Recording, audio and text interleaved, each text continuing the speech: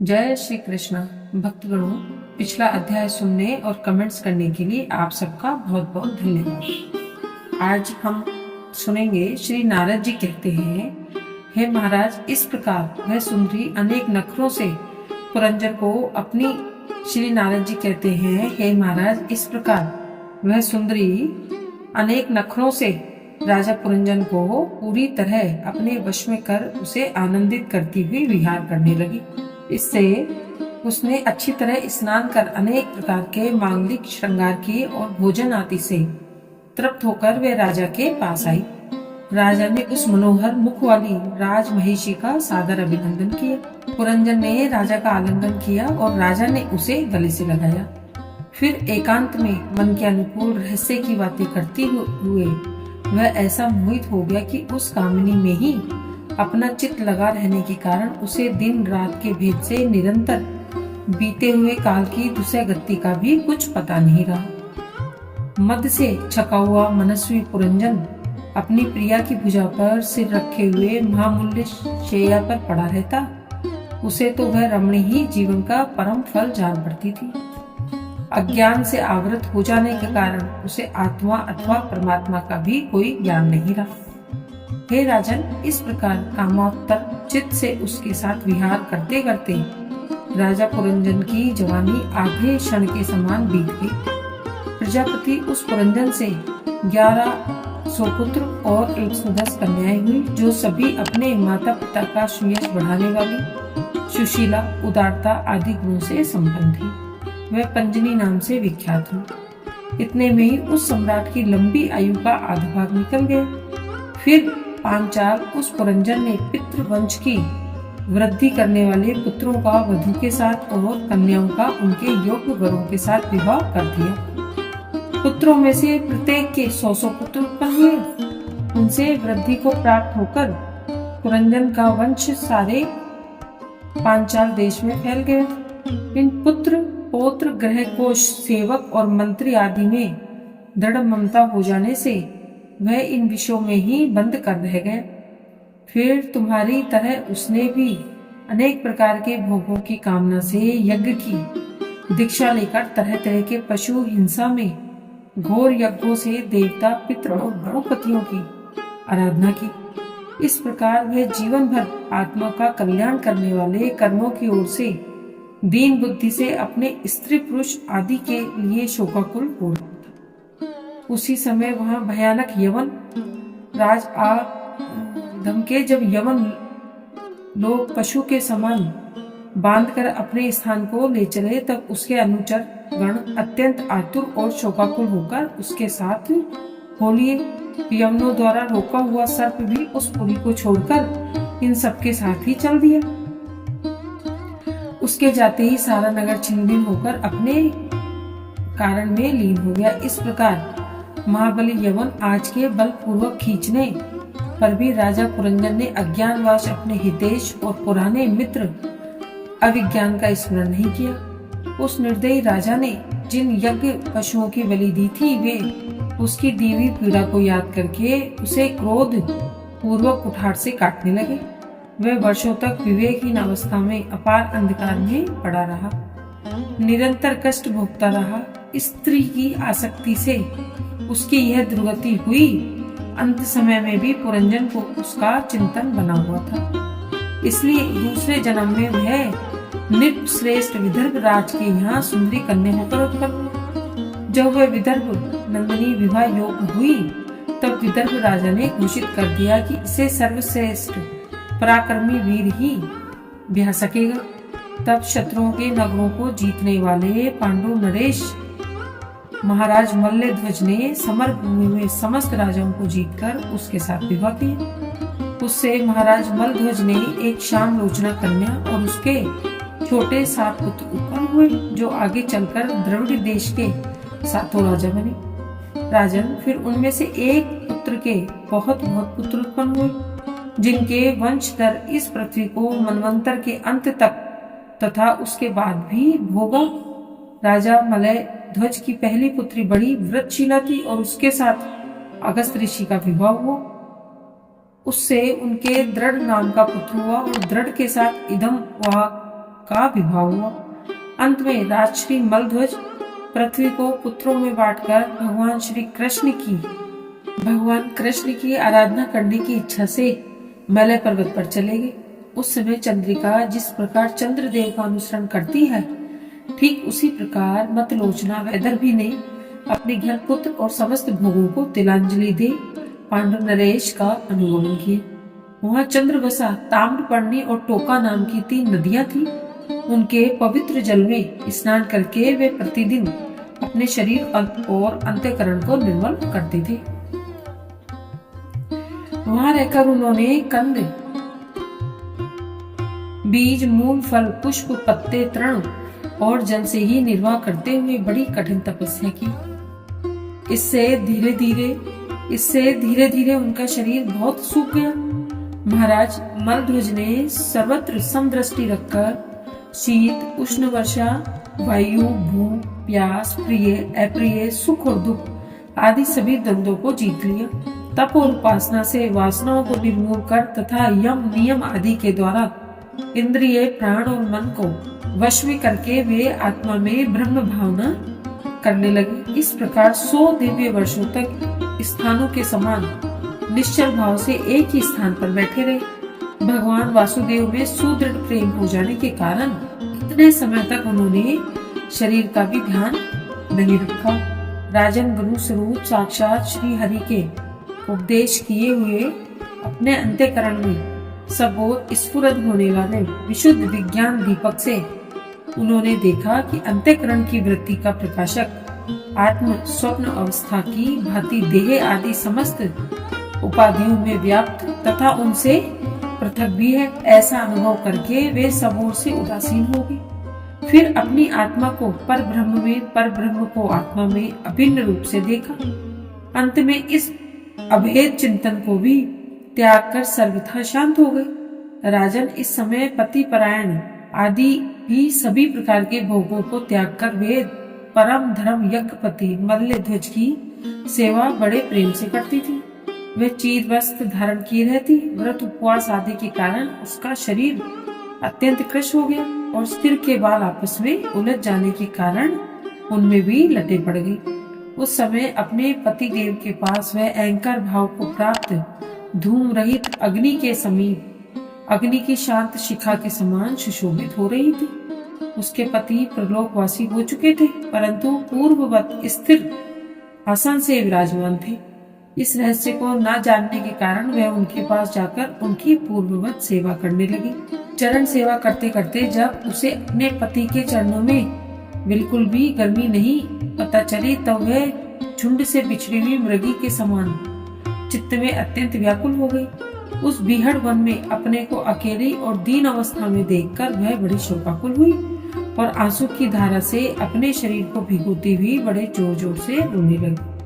वह बोली, हे राजश्री, उठिए। समुद्र से घिरी हुई ये वसुंधरा लुटेरों और अधर्वा इस प्रकार विलाप करती हुई पति के चरणों में गिर गई और रो रो कर आंसू बहाने लगी। लकड़ियों की चिता बनाकर उसके ऊपर अपने पति का शव रखा और अग्नि जलाकर विलाप करते स्वयं सती होने का निश्चय किया। राजन, इसी समय उसका कोई पुराना मित्र एक आत्मज्ञानी ब्राह्मण वहां आया। उसने उस रोती हुई अबला को मधुर वाणी से समझाते हुए कहा, तू कौन है? किसकी पुत्री है? किसके लिए तू इतना शोक कर रही है? वह ये सोया हुआ पुरुष कौन है? क्या तू मुझे नहीं जानती? मैं वही तेरा मित्र हूँ जिसके साथ तू पहले विचरण करती थी। सखे, क्या तुम्हें अपनी याद आती है? किसी समय में तुम्हारा विज्ञात नाम का सखा था। तुम पृथ्वी के भोग भोगने के लिए निवास स्थान की खोज में मुझे छोड़कर चले गए थे।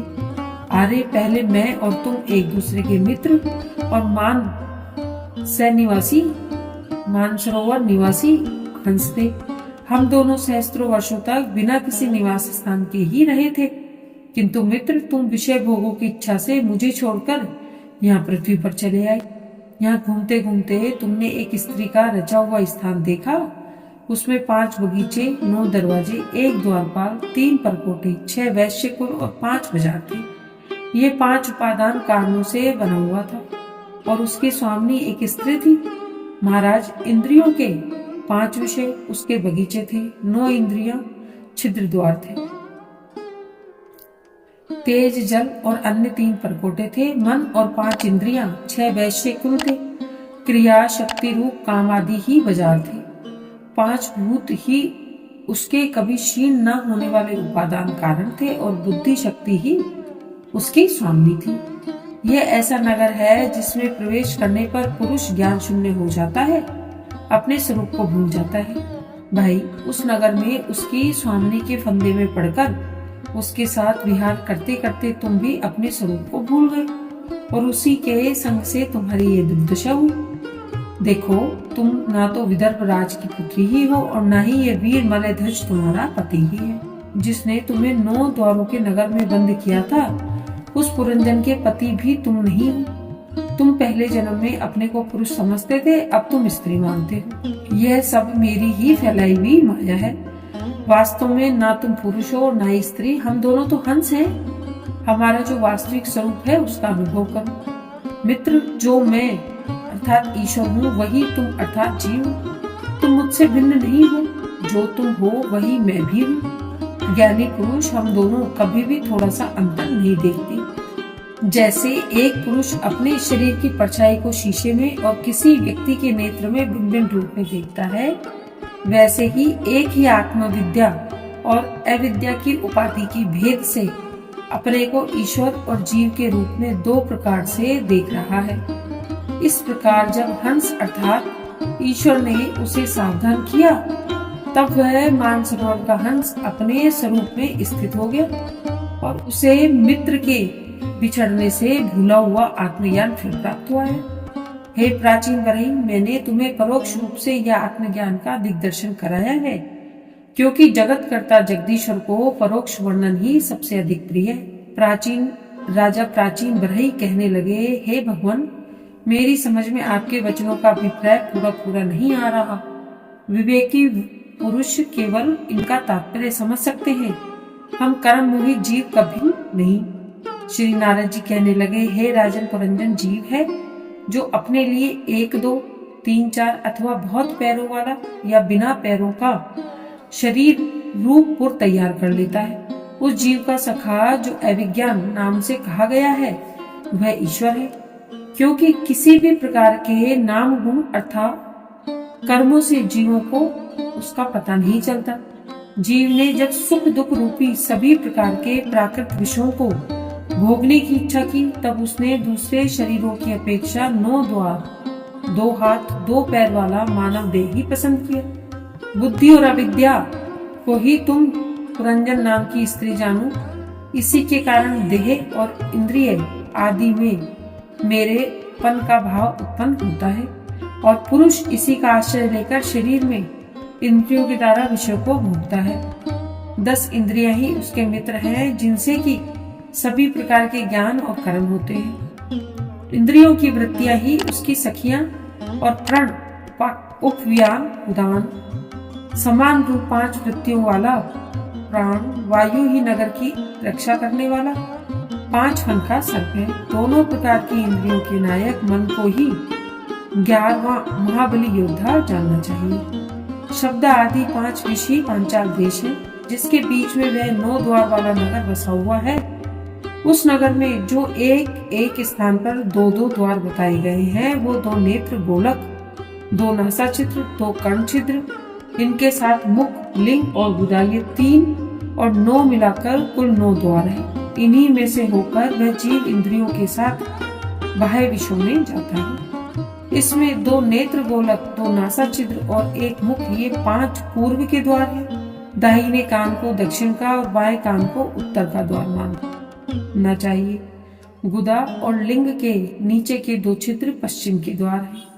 खदो और अविर मुखी नाम के जो 2 द्वार एक स्थान पर बतलाए थे, वे नेत्र गोलक हैं तथा रूप विभाजित नाम का देश है, जिसका इन द्वारों से जीव चक्षु इंद्रिय की सहायता से अनुभव करता है। शरीर ही रथ है, उसमें ज्ञानेन्द्रिय रूप 5 घोड़े जीते हुए, देखने में संवत्सर रूप काल के समानी उसका अप्रतिहत वेग है। वास्तव में वह गति न है। पुण्य और पाप, ये 2 प्रकार के कर्म ही उसके पहिए हैं। 3 गुण ध्वजा है, 5 प्राण डोरियां है, मन बागडोर है, बुद्धि सारथी है, हृदय बैठने का स्थान है, सुख दुख आदि द्वंद्व जुए हैं, इंद्रियों के 5 विषय उसमें रखे हुए आयुध हैं, और त्वचा आदि 7 धातुएं उनके आवरण हैं। 5 कर्मेंद्रियां उसके 5 प्रकार की गति है। इस रथ पर चढ़कर रथी रूप यह जीव मृग तृष्णा के समान मिथ्य विषयों की ओर दौड़ता है। 11 इंद्रियां उसकी सेना है तथा 5 ज्ञान इंद्रियों के द्वार उन इंद्रियों के विषयों को अन्याय पूर्वक ग्रहण करना ही उसका शिकार खेलना है। जिसके द्वारा काल का ज्ञान होता है वह संवत्सर ही चमवेग नामक गंधर्वराज है। उसके अधीन जो 360 गंधर्व बताए गए थे वे दिन और 360 गंधर्व या रात्रि है। वह बारी बारी से चक्कर लगाते हुए मनुष्य की आयु को हत तेलुगु कन्या है। उसे कोई भी पुरुष पसंद नहीं करता। जब मृत्यु रूप यवन राज ने लोक का संहार करने के लिए उसे बहन नामक स्वीकार कर लिया, आदि और व्याधि उस यवन राज के पैदल चलने वाले सेवक हैं और प्राणियों को पीड़ा पहुंचाकर शीघ्र ही मृत्यु के मुख में ले जाने वाला शीत और ओक्षण नाम का 2 प्रकार का ज्वर प्रज्वानी जीव अज्ञान से आच्छादित होकर अनेक प्रकार के आधि भौतिक आध्यात्मिक और आधि दैविक कष्ट भोगता हुआ 100 वर्ष तक मनुष्य शरीर में ही पड़ा रहता है। वस्तुतः तो वह निर्गुण है, किंतु प्राण इंद्रिय और मन के धर्म को अपने में आरोपित कर मैं मेरेपन के अभिमान से बंकर शुद्र विषयों का चिंतन करता हुआ तरह तरह के कर्म करता हुआ रहता हूँ।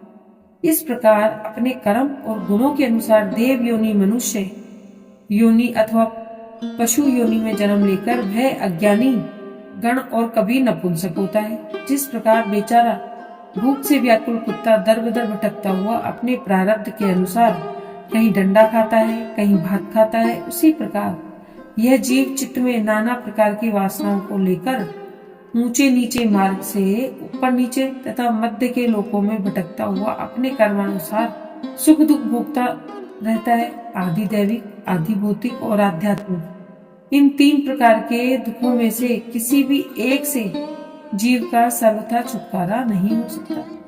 यदि कभी वैसा जान पड़ता है तो केवल तात्कालिक निवृत्ति ही यह होती है।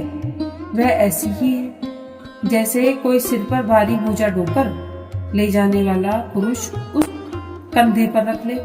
इसी तरह सभी प्रतिक्रिया जाननी चाहिए। यदि किसी उपाय से मनुष्य एक प्रकार के दुख से छुट्टी पाता है तो दूसरा दुख उसके सिर पे आके सवार हो जाता है। हे शुद्ध हृदय नरेंद्र, जिस प्रकार स्वप्न में होने वाला स्वप्न उस स्वप्न से सर्वथा छूटने का उपाय नहीं है, उसी प्रकार कर्म फल भोग से सर्वथा छूटने का उपाय केवल कर्म फल नहीं हो सकता, क्योंकि कर्म और कर्म फल भोगने दोनों ही अविद्या युक्त होते हैं। राजन, ये भक्ति भाव भगवान की कथाओं के आश्रित रहता है, इसलिए जो श्रद्धा पूर्वक उन्हें सुनता या पढ़ता है उसे बहुत ही शीघ्र इसकी प्राप्ति हो जाती है। राजन, जब भगवत गुणों को कहने और सुनने में तत्पर विशुद्ध चित्त भक्तजन रहते हैं, उस साधु जन में सब और महापुरुषों के मुख से निकले हुए श्री मधुसूदन भगवान के चरित्र रूप शुद्ध अमृत की अनेकों नदियां बहती रहती। जो लोग अतृप्त चित्त से श्रवण में तत्पर अपने कर्ण कोहर द्वारा उस अमृत का चक्कर पान कर सकते हैं, उन्हें भूख, प्यास, भय, शोक और मोह आदि कुछ भी बाधा नहीं पहुंचा सकते। हाय, स्वभावतः प्राप्त होने वाले इस शुदा पिपासा आदि विघ्नों से सदा घिरा हुआ जीव समुदाय श्री हरि के कथा अमृत सिंधु से प्रेम नहीं करता। साक्षात प्रजापतियों के पति ब्रह्मा जी, भगवान शंकर, स्वयंभू मनु, दक्ष आदि प्रजापति गण, सनकादि ब्रह्मचारी, मरीच, अत्रि, अंगिरा, पुलस, पुलह, ऋतु, भ्रूण, ये जितने ब्रह्मवादिनी गण हैं, समस्त वांग्मय के अधिपति होने पर भी तप उपासना और समाधि के द्वारा ढूंढ ढूंढ कर हार गए, फिर भी उस सर्व साक्षी परमेश्वर को आज तक ना देख सके। वेद भी अत्यंत विस्तृत है, उसका पार पाना हंसी खेल नहीं है। अनेकों महानुभाव उसकी आलोचना करके मंत्रों में बताए हुए वज्र हस्त्र, तत्व आदि गुणों से युक्त इंद्र आदि देवताओं के रूप में भिन्न भिन्न कर्मों के द्वारा यद्यपि उस परमात्मा का ही यजन करते हैं, तथापि उसके स्वरूप को वे भी नहीं जानते। हृदय में बार बार चिंतन किए जाने पर भगवान जिस प्रकार जिस समय जीव पर कृपा करते हैं, उसी समय वह लौकिक व्यवहार और वैदिक कर्म मार्ग की बद्ध मूल अवस्था से छुट्टी पा जाता है। हे बहिषत, तुम इन कर्मों में परमार्थ बुद्धि मत करो। ये सुनने में ही प्रिय जान पड़ते हैं, परमार्थ का तो स्पर्श भी नहीं करते। यह जो परमार्थवत दिख पड़ते हैं, इनमें से जो केवल अज्ञान ही कारण है, जो मलिन मति कर्मवाच्य भूतलोक को नहीं जानते, जहाँ साक्षात श्री जनार्दन भगवान विराजमान है। देवऋषि नारद कहते हैं, हे पुरुष श्रेष्ठ, यहाँ तक जो कुछ भी कहा गया है उससे तुम्हारे प्रश्न का उत्तर हो गया है। अब मैं एक भली भांति निश्चित किया हुआ गुप्त साधन बताता हूँ, ध्यान देकर सुनो। पुष्प वाटिका में अपनी हिरणी के साथ विहार करता हुआ एक हिरण मस्त घूम रहा है। वह दूब आदि छोटे छोटे अंकुर को चल रहा है। उसके कान भोर के मधुर गुंजारी दूसरे जीवों को मारकर अपना पेट पालने वाले भेड़िए ताक लगाए खड़े हैं और पीछे से शिकारी व्याघ्र ने बंधने के लिए उस पर छोड़ दिया है। परंतु हिरण इतना बेसुध है कि उसे इसका कुछ भी पता नहीं। एक बार इस हिरण की दशा पर विचार तो करो। राजन, इस रूपक का आशय सुनो। ये मृत प्राय हिरण तुम ही हो। तुम अपनी दशा पर विचार करो। पुष्पों की तरह ये स्त्रियां केवल दिखने में सुंदर है। इन स्त्रियों के रहने का घर ही पुष्प वाटिका है। इसमें रहकर तुम पुष्पों के समान मधु और गंध के समान शुद्र सकाम के फल रूप जीव और जनेंद्रियों को प्रिय लगने वाले भोजन तथा स्त्री सिंह आदि तुच्छ भोगों को ढूंढ रहे हो। स्त्रियों से घिरे रहते हो और अपने मन को तुमने उन्हीं में फंसा रखा है। स्त्री पुत्रों का मधुर भाषण ही भोर का मधुर गुंजारी में अत्यंत आसक्त हो रहे हैं। सामने ही भेड़ियों के झुंड के समान काल के अंश दिन और रात तुम्हारी आयु को हर रहे हैं, परंतु तुम उनकी कुछ भी परवाह ना करके गृहस्थी के सुखों में मस्त हो रहे हो। तुम्हारे पीछे गुपचुप लगा हुआ शिकारी काल अपने पीछे हुए बाण से तुम्हारे हृदय को दूर से ही बीन डालना चाहता है। इस प्रकार अपने को मृग किसी स्थिति में देखकर तुम अपने चित्त को हृदय के भीतर निरुद्ध करो और नदी की भांति प्रवाहित होने वाले श्रवण इंद्रिय की बाह्य वृत्ति को चित्त में स्थापित करो। जहाँ कामी पुरुषों की चर्चा होती रहती है, उस ग्रस्त आश्रम को छोड़कर परम हंसों के आश्रय श्री हरि को प्रसन्न करो और सभी विषयों से विरत हो जाओ। तब राजा प्राचीन बरही ने कहा, भगवान, आपने कृपा करके मुझे जो उपदेश दिया उसे मैंने सुना और उस पर विशेष रूप से विचार भी किया। मुझे कर्म का उपदेश देने वाले इन आचार्यों को निश्चय ही इसका ज्ञान नहीं है। यदि इस विषय को जानते तो मुझे इसका उपदेश क्यों न करते। हे विप्र प्रभु, मेरे उपाध्याय ने आत्म तत्व के विषय में मेरे हृदय में जो महान संशय खड़ा कर दिया था, उसे आपने पूरी तरह से काट दिया। इस विषय में इंद्रियों की गति न होने के कारण मंत्र दृष्टा ऋषियों को भी मोह हो जाता है। वेदवादी का जगह जगह सुना जाता है, पुरुष इस लोक में जिसके द्वारा कर्म करता है, उस स्थूल शरीर को यहीं छोड़कर परम लोक में कर्मों से ही बने हुए दूसरे देह से उनका फल भोगता है। किंतु ये बात कैसे हो सकती है, क्योंकि उन कर्मों का कर्ता स्थूल शरीर तो यही नष्ट हो जाता है।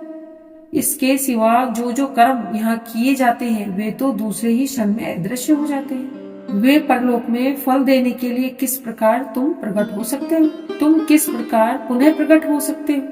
श्री नारद जी कहने लगे, हे राजन, स्थूल शरीर तो लिंग शरीर के अधीन है, अतः कर्मों का उत्तरदायित्व तो उसी पर है जिस मन प्रधान लिंग शरीर की सहायता से मनुष्य कर्म करता है। वह तो मरने के बाद भी उसके साथ ही रहता है, अतः वह परलोक में अपरोक्ष रूप से स्वयं उसी के द्वारा उनका फल भोगता है।